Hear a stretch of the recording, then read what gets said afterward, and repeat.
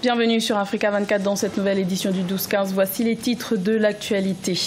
L'opposition soudanaise réclame la dissolution du gouvernement et du Parlement. Une exigence issue du mouvement de contestation né dans le pays à la suite de l'inflation du prix du pain en décembre 2018.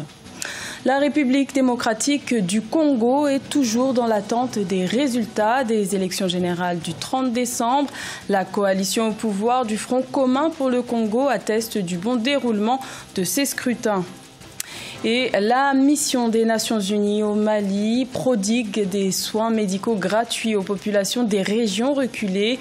Un bénéfice considérable pour ces zones en proie à des difficultés à cause des violences terroristes perpétrées dans le nord du pays depuis 2012. Mais tout d'abord au Sénégal, le Haut Conseil national de régulation de l'audiovisuel a annoncé ce mercredi 2 janvier l'interdiction dès ce vendredi 4 janvier de la propagande dans les médias des candidats à l'élection présidentielle dont le premier tour se tiendra le 24 février. Durant la période de pré-campagne allant du 4 janvier au 2 février, le code électoral interdit la diffusion par les médias de toute manifestation ou déclaration public de soutien à un candidat. La campagne électorale démarrera officiellement le 3 février et se clôturera le 22 février à minuit. Au Soudan, la colère gronde depuis l'annonce le 19 décembre de la hausse du prix du pain. Le prix de cette denrée a été multiplié par 3 et l'inflation dans le pays s'est accrue à près de 70% en 2018. Une vingtaine de partis politiques de l'opposition a demandé le 1er janvier la dissolution du gouvernement et du Parlement pour laisser place à un gouvernement de transition. Nathalie Mo. Au Soudan, 22 partis d'opposition réclament la démission du gouvernement et la dissolution du Parlement. Une position adoptée en réaction à des mesures de sortie de crise proposées par le président Omar el-Béchir le 31 décembre 2018. Il s'agit notamment de la formation d'un comité de vérité pour enquêter sur les décès de manifestants. Au moment où il le fallait, le Soudan n'a pas réussi à être un régime démocratique. Et le résultat, c'est qu'il y a eu une mauvaise gestion des ressources naturelles du pays. Les forces de l'opposition soudanaise demandent également la création d'un pouvoir de transition préalable aux élections de 2020. Ces formations politiques, qui ont pourtant participé au dialogue national de 2014, veulent aujourd'hui la tenue d'une conférence constitutionnelle. Pour eux, cette rencontre pourrait restaurer la démocratie au Soudan. Il faut absolument que l'opposition maintienne la pression, qu'elle en appelle à la communauté internationale, à commencer par l'Afrique elle-même. Seuls les Africains pourront se libérer d'un joug antidémocratique. Le gouvernement soudanais a libéré toutes les personnes arrêtées pendant les manifestations qui ont commencé le 20 décembre 2018. Selon les autorités, ces événements ont fait 19 victimes et occasionné 187 blessés dans les membres des forces de sécurité et 219 civils. En République démocratique du Congo, la compilation des résultats des élections générales du 30 décembre se poursuit, ce qui laisse les populations dans l'attente des premières tendances, des populations qui sont privées d'Internet depuis la matinée du 31 décembre, une mesure jugée liberticide par certains citoyens, mais que les autorités justifient par une volonté d'éviter la désinformation. De son côté, le Front commun pour le Congo du président sortant, Joseph Kabila, se félicite du bon déroulement de ces scrutins. Écoutons le porte-parole de la coalition au pouvoir. Le Front commun pour le Congo suit avec beaucoup d'intérêt le comptage manuel des bulletins de vote et note la signature des procès-verbaux par les témoins des partis commis à cette tâche. Tout ceci crédibilise le processus électoral et lève l'équivoque pour ceux qui ont voulu à tort diaboliser coûte que coûte cet instrument pionnier.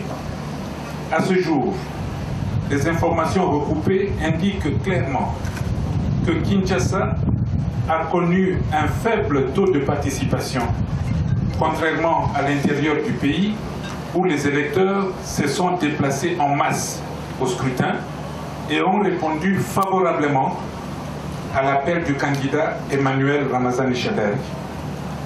Le Front commun pour le Congo regrette la coupure de l'Internet observée depuis le lundi 31 décembre 2018, mais constate que certaines personnes ont voulu utiliser ce moyen pour opposer les Congolais les uns les autres.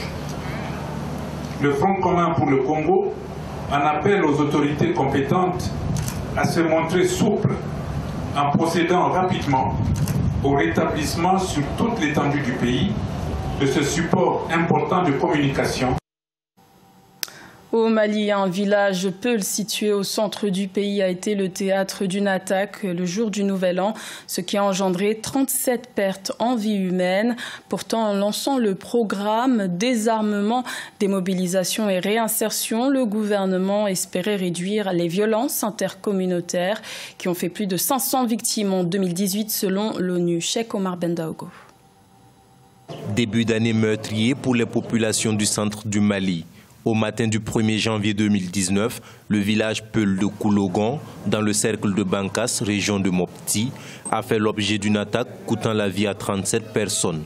Selon le communiqué publié par le gouvernement, l'attaque a été menée par des hommes habillés en tenue de chasseurs traditionnels d'Ozo. Aujourd'hui, les conflits entre les Peul et les Koulogon aujourd'hui, le véritable problème aujourd'hui est dû au fait à une absence, une trop présence de l'État.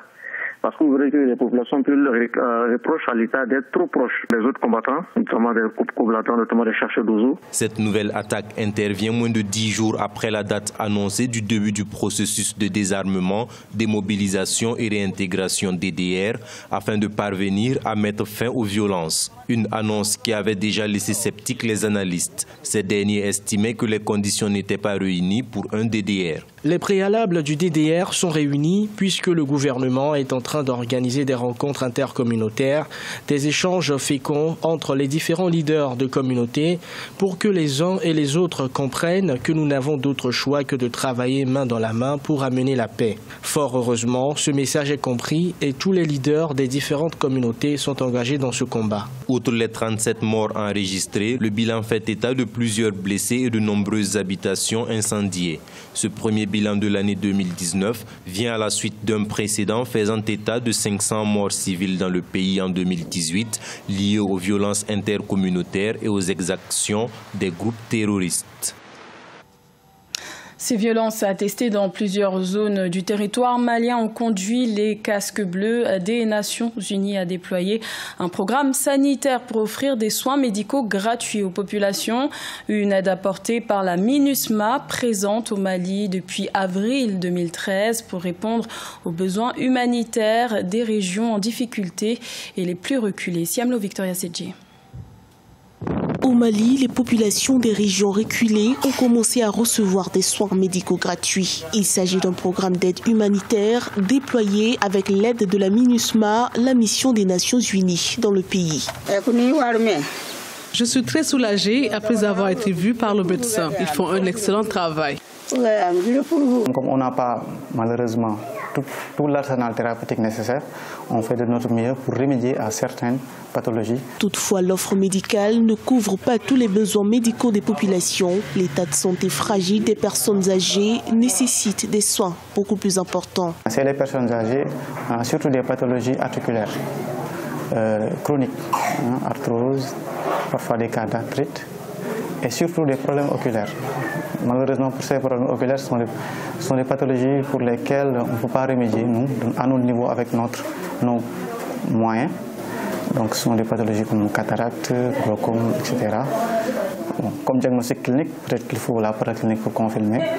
Mais a priori, ce sont des pathologies qui nécessitent une démarche beaucoup plus rigoureuse, beaucoup plus spécifiée. La situation sécuritaire dans certaines régions du Mali ne cesse de s'aggraver, ce en dépit des efforts du gouvernement pour lutter contre le terrorisme. Depuis 2012, le pays est en proie aux groupes armés ou terroristes, ainsi qu'à des violences intercommunautaires.